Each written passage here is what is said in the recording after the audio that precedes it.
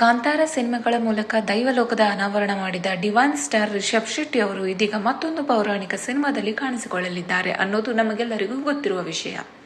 ಆ ಸಿನಿಮಾವೇ ಜೈ ಹನುಮಾನ್.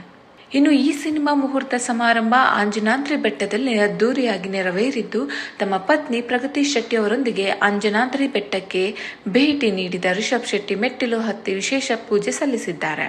ಈ ಮೂಲಕ ರಿಷಬ್ ಶೆಟ್ಟಿ ಜೈ ಹನುಮಾನ್ ಟೀಮ್ ಸೇರಿಕೊಂಡಿದ್ದಾರೆ.